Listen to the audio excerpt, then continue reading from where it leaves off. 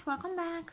In today's video I want to present to you what I consider to be the easiest way to grow phalaenopsis orchids, and more exactly I will show to you how to care for phalaenopsis orchids in semi-hydroponics.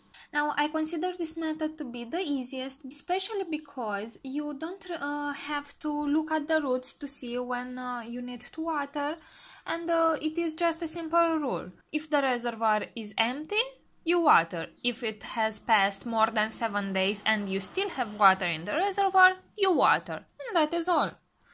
So, yeah, this is why I consider it to be the easiest. So now let's get started. Phalaenopsis orchids, or the moth orchids, are very easy to grow in your home. This is one of the reasons why these orchids are so popular among all types of orchids. Since growing them indoors or on a windowsill works so well, any beginner can do amazing things with them. If you have recently bought your first phalaenopsis, you are most likely to have one of these questions. Will it rebloom? Yes, of course it will rebloom. They usually bloom about once a year. Why it is not growing in soil? Well, orchids are epiphytes, my dears. So if you try to plant a phalaenopsis orchid in soil, very soon it will die. They need air to the roots to survive. How much light should I give it? Again, you have all these informations and many others in the rest of the video. So, the phalaenopsis orchid originates from Southeast Asia. Now we have many thousands of man-made hybrid varieties, which look quite different from the wild species. Fortunately for us, they require very similar care. Actually, most of the available varieties have been bred to be especially easy to grow for beginners in their houses and to produce many blooms. Most varieties of moth orchids bloom about once a year, and there are a few fragrant ones. Most species are very fragrant, so the primary hybrids are more likely to have inherited that feature. In the wild, the moth orchid grows as epiphyte, clinging to the bark of the trees with their roots. In cultivation, an orchid should not be potted in soil. When we purchase a new phalaenopsis, we usually find it potted in a potting mix based either on sphagnums or pieces of fine-grained bark, though other types of orchid potting mix are sometimes used as well. Nurseries use these potting mixes because they are freely draining and allow a lot of air to the roots. Personally, I have had the best result using inorganic medium such as clay pebbles or ceramides with my phalaenopsis orchids, and by growing them in plastic pots in semi-hydroponics, I got the best results and the best blooms. As the organic potting mix breaks down over time, the roots will eventually get suffocated, so you shouldn't let your phalaenopsis orchid in that medium for more than 2 or 3 years.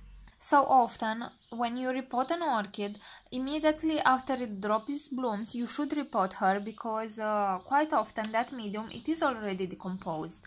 You can check if the medium is decomposed when you water the orchid. If it smells badly, it is breakdown. Or if the bark, when you try to press on it, seems quite mushy, it is also already breakdown. Or if a piece of bark it breaks easily. This is the beauty of my orchid setup, because I use inorganic medium that never gets broken down. I only repot when my orchid can't fit anymore inside the pot, which is quite awesome, because that can take quite a few years. The moth orchid has a monopodial growth habit, meaning that there is a central stem that grows upward with the leaves on alternating sides of the stem, with the flower stems and roots emerging from the stem at the nodes just above each leaf. You will often see aerial roots growing up out of the pot. Orchids do that to ensure the possibility to attach to multiple surfaces, as they do in nature, when they try to attach to as many branches as possible. Just in case that there will be any accident, they will still have a surface to cling on. They do this naturally to ensure their survival. You should not bury these roots, because they are used to absorb moisture from the air, and if you bury them inside the medium, they would rot. They cannot adapt to grow into that medium once they had already adapted to grow into the air. Because phalaenopsis orchids don't have pseudobulbs or other water storage organs, they don't like to dry out for many days. For this reason, I have observed an improved rate growth of my phalaenopsis orchids since I grow them all in semi-hydro. This growing method ensures constant moisture for the orchid to pick up through their roots, but also a great ventilation. And because of the watering method, they also have constant nutrients, so they grow and bloom better. The medium that I use is leca beads, also called clay pebbles.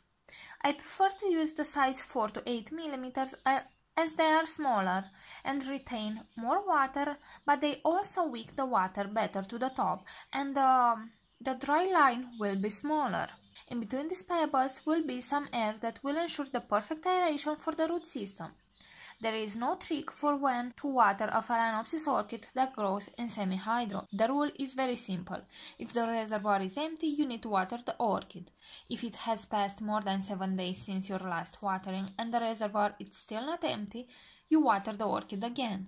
This is because if you leave water standing in the reservoir for more than 7 days, a microbial load will start to accumulate and the environment will become a bit too acidic and will smell a bit funky. This is not good for orchids, so you need to have fresh water in the reservoir. To water an orchid that is potted in semi-hydro, just pour water through its pot until it runs freely out of the 2 side holes of the pot. You should use the same volume of water as the volume of the pot. I like to use rainwater or reverse osmosis water, as it has very low content of minerals. So I start from 9 ppm and I slowly add fertilizer to my desired concentration. To test how many ppm your water contains, you need to use a TDS meter, for which you have a link in the description of this video and also in the comment section below. It is very important to test the quality of your tap water. Mine has about 250 ppm, which is way too much for orchids. Yes, that water won't burn the roots, but if I add fertilizer it will. I don't use it not even for flashing pots between waterings. Phalaenopsis orchids are heavy feeders, and the proper concentration for them should be around 400 ppm if you use organic medium, and about 50 to 150 ppm if you use semi-hydro. In semi-hydro, you are supposed to fertilize the orchid with every watering with a very low concentration, because that way they will have constant moisture and constant nutrients for the roots to pick up, and the orchid will perform better by having constant nutrients. You should not worry for salt build-ups, because in semi-hydro that is very, very low. This is limited because as the potting mix stays constant moist, it cannot build the salts. Salts build-up appears when the medium dries out, so in semi-hydro that is completely excluded. I didn't encounter that in my orchids that are potted like that for 2 years, so if in 2 years it didn't accumulate, I suppose it won't at all. Again, if you use organic medium or just inorganic medium as a normal medium, if you don't use semi-hydro, you should fertilize your phalaenopsis orchid in the summer about once every other watering, and in the winter once a month. Another good thing to take into account is pH. Orchids like a pH of about 5.5 to 6.5. If it's lower or higher, they will close up the water absorbency systems from their roots, so they don't absorb a water that is not suited for them. Even though the roots will turn green, the substances won't be absorbed. In consequence, you will only waste the fertilizer you used. So I recommend you try to buy a pH meter like the one you have a link in the description of this video. You need to take care not to get water into the plant's crown, meaning the top of the stem where new leaves emerge, as if it may be trapped here, and if it takes too much time to evaporate, it will lead to rot. If that ever happens, you need to get a tissue paper and absorb that water as best as you can. Because I grow my orchids in the summer outdoors, I can freely water, because all the fresh movement will get it dry, and it will never cause rot. But when growing orchids inside our homes, we need to take care of that. If you ever get crown rot or stem rot on a phalaenopsis, just spray the orchid with hydrogen peroxide 3% and take a Q-tip and dip it in cinnamon and then place it careful to that point of rot. Cinnamon will dry and heal it. Make sure not to get it in the other parts of the orchid such as orchid leaves or roots because it will dry them too. If the stem was affected, it might not grow any more leaves, but instead it will grow a keiki. As a fertilizer, I like to use MSU fertilizer or rain mix, and you can find them in the description of this video too. You will find all the products that I use in the description and in the comment section all the time. They are the best on the market, and because it's a powder, that makes the whole thing cheaper. Fertilizing properly makes your orchids grow better and bloom more profusely. When a moth orchid is done blooming, the flower stem will sometimes rebloom in future years, as long as the stem remains green. That is a certain possibility. If the stem turns brown, you should prune it back. There are a few quite phalaenopsis species that are sequential bloomers, meaning that the tip of the spike will continue to grow for many years. Depending on your phalaenopsis genes, it may have inherited this feature from its parents. You can sometimes trick the plant into reblooming right away if you cut the stem back just after the plant finished blooming. All you need to do is cut the stem about an inch or 2 to 3 centimeters above one of its nodes. I like to cut above the closest node to the tip of the spike so I can keep the lower nodes for cloning purposes. Phalaenopsis prefer intermediate to warm temperatures of about 70 to 85 Fahrenheit or 21 to 30 Celsius during the day, ideally with a nighttime drop of 10 to 15 Fahrenheit or 6 to 8 Celsius. Be aware that temperatures above 80 Fahrenheit or 27 Celsius can signal the plant that it is not the right season to bloom. If the temperature is comfortable for you, it's probably comfortable for your phalaenopsis too. Like most orchids, phals grow better with humidity around 70%, but this is not a critical factor. In my experience, phalaenopsis orchids don't fuss at all in low humidity, so this shouldn't be a concern for you. They are very adaptable to all sorts of levels of humidity. Relatively low lighting, about 1500 foot candles, it is best for the moth orchids. This is dim compared to what many orchids require, but it is still pretty bright for indoor standards. Try an east window or a slightly shaded south window if you are in the northern hemisphere. Direct sunlight is definitely a bad idea as it will cause sunburn. If the plant fails to bloom for you but seems otherwise healthy, try increasing light somewhat. There is a little trick you can use to rebloom your phalaenopsis orchid. All you need to do is to provide a dropping temperature at night of about 5 to 10 Celsius for about 2 to 3 weeks. This dropping temperature will induce your moth orchid into blooming. You will start to see a little knobbing forming in between the leaves, usually counting from the top of the stem under the fourth leaf, and there you will see the first one.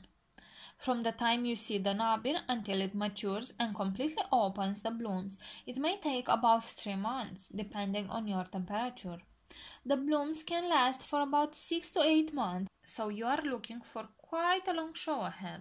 After the blooms completely fade, you should not cut the spike unless it dries up. It can rebloom for many years. You can either apply keiki paste if you desire a keiki, either cut above a node to induce the orchid into blooming once again. This must be done with caution as too many orchid keikis or blooms can draw energy from the orchid.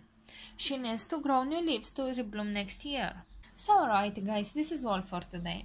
I would really love to see photos from your favorite phals. You can share with me some pictures on my Facebook page Miracle Orchids, or just share a link in the description of this video. Also describe how you grow them so successfully to help others. If you have liked this video, please give it a thumbs up, and if this is the first time you're watching a video on my channel, make sure to subscribe so you can stay up to date with all my orchid videos. Thank you for watching and see you all next time. Bye!